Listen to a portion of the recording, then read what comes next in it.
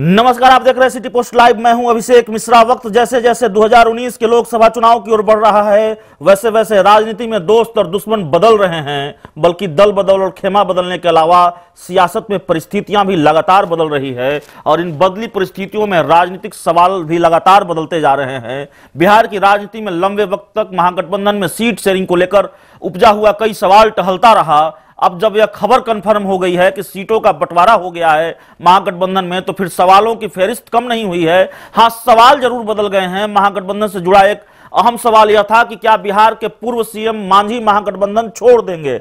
जवाब मिल गया है कि वे महागठबंधन में बने रहेंगे, क्योंकि उन्हें 3 सीटें मिल गई हैं। हालांकि उनकी डिमांड ज्यादा थी, मगर 1 सीट के अंदेशे के मुकाबले 3 सीटों की हिस्सेदारी संतोषजनक है, क्योंकि बिहार के पूर्व मुख्यमंत्री और हिंदुस्तानी आवाम मोर्चा के राष्ट्रीय अध्यक्ष जीतन राम मांझी को नालंदा सीट भी मिली है। इसलिए अब एक नए सवाल ने जन्म ले लिया है कि क्या वे नीतीश कुमार के गढ़ में उन्हें चुनौती दे पाएंगे, क्योंकि तकरीबन 2 दशक से नीतीश कुमार का अभेद किला रहा है नालंदा, जिसे कोई भेद नहीं पाया। नालंदा बिहार के मुख्यमंत्री नीतीश कुमार का पैतृक जिला है। इसका मुख्यालय बिहार शरीफ है। नालंदा लोकसभा सीट पर कुर्मी जाति का दबदबा रहा है, जो जातीय समीकरण है यहाँ का। नालंदा अपने प्राचीन इतिहास के लिए विश्व प्रसिद्ध है।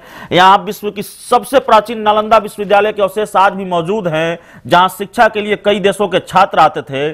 प्रसिद्ध चीनी यात्री हेनसांग ने 7वीं शताब्दी में यहाँ जीवन का महत्वपूर्ण 1 वर्ष एक विद्यार्थी और एक शिक्षक के रूप में बिताया था। भगवान बुद्ध के सम्राट अशोक को यही उपदेश दिया था। हाल के वर्षों में भारत सरकार ने नालंदा विश्वविद्यालय को फिर से स्थापित किया है। यह बौद्ध अध्ययन का प्रमुख केंद्र बन गया है।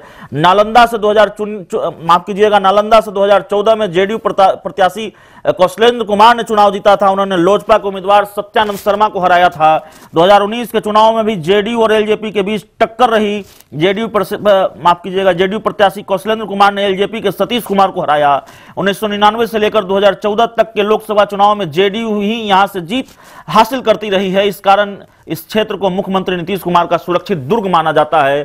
नालंदा लोकसभा क्षेत्र में कुल वोटरों की संख्या 17,19,503 है, जिसमें 8,37,027 महिला और 9,15,776 पुरुष मतदाता हैं। जाहिर है हिस्सेदारी में उन्हें नालंदा जैसी चुनौतीपूर्ण सीट मिली है और नीतीश कुमार के अभेद किले को भेद पाना जीतन राम मांझी के लिए आसान नहीं होगा। तस्वीर थोड़ी और साफ हो जाएगी जब यह सामने आएगा कि नालंदा से मांझी किसे उम्मीदवार उतारते हैं। बहरहाल निगाहें अब नालंदा पर भी होगी, क्योंकि मांझी नीतीश के गढ़ में ताल ठोकेंगे। यह लड़ाई दिलचस्प हो चली है और चुनाव के नतीजे आने तक दिलचस्प भी रहेगी। नालंदा सीट का इतिहास मुकाबले के एक तरफा होने का अंदेशा भी देता है, लेकिन राजनीतिक क्रिकेट की तरह अनिश्चितताओं का खेल है।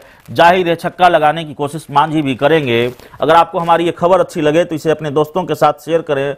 हमारे YouTube चैनल को सब्सक्राइब करें, बेल आइकन जरूर दबा दें ताकि हमारी खबरें सबसे पहले आप तक पहुंचे। प्यार, समर्थन और सहयोग के लिए बहुत बहुत धन्यवाद।